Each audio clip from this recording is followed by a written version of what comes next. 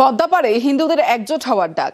বাংলাদেশে হিন্দু খুন নির্যাতনের প্রতিবাদ ঢাকার পথে বাংলাদেশ সম্মিলিত সনাতনী জাগরণ জোট। তাদের দাবি বাংলাদেশের সংখ্যালঘুদের উপর নির্যাতন বন্ধ করতে হবে।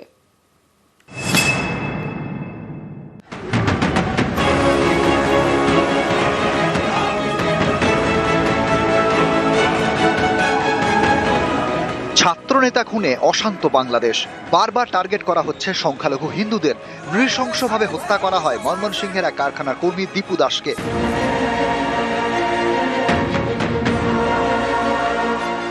বাংলাদেশের চাঁদপুরে চাঁদাবাজ তকমা দিয়ে হিন্দু যুবক অমৃত মণ্ডলকে পিটিয়ে খুনের অভিযোগ।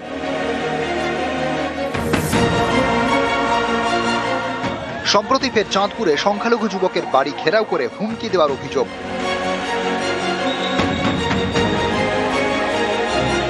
হিন্দুদের উপর হামলার অভিযোগ বাংলাদেশের কক্সবাজারেও।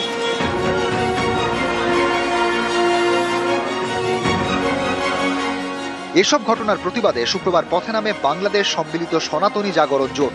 ঢাকার শহীদ মিনারের সামনে শয়ে শয়ে সংখ্যালঘুরা জমায়েত করেন।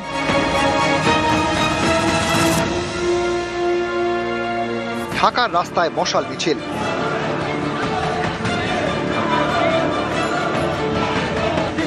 সরকার আসার পরে সেটার অবসান ঘটবে, কিন্তু তাদের হয়নি। প্রতিদিন ঘটে চলছে এবং তার সর্বশেষ জ্বলন্ত প্রমাণ হচ্ছে ময়মনসিংহের ভালুকায় দীপুচন্দ্র দাসের হত্যাকাণ্ড। এবং ঠিক দুদিন পরে আবার হল চট্টগ্রামে ঘরের বাইরে থেকে তালা দিয়ে আগুন দিয়ে হত্যা করার প্রচেষ্টা। এসব এদেশ থেকে বিশেষ একটি ধর্মীয় সম্প্রদায় হওয়ার কারণে তাদের উপরে অত্যাচার হচ্ছে প্রতিনিয়ত। বাংলাদেশ সবার দেশ, সেই বাংলাদেশে এখন হিন্দু বিদ্বেষের পাহাড়। দিকে দিকে কট্টরপন্থীদের তাণ্ডব, আক্রান্ত সংখ্যালঘুরা। অনেকেই বলছেন এই বাংলাদেশ অচেনা। এবার সংখ্যালঘুদের হয়ে পথে বাংলাদেশ সম্মিলিত সনাতনী জাগরণ জোট। তাদের দাবি বাংলাদেশে হিন্দু নির্যাতন বন্ধ করতে হবে। পদ্মাপাড়ের হিন্দুদের একজোট হওয়ার ডাক দিয়েছেন তারা। নিউজ 18 বাংলা।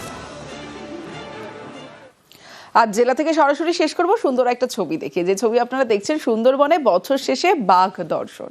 পর্যটকদের ক্যামেরায় বন্দী রয়্যাল বেঙ্গল। সুন্দরবনের বনি ক্যাম্পে চোখের সামনে ডোরা কাটার তা ক্যামেরা বন্দি করতে একদমই সময় নষ্ট করেননি পর্যটকরা।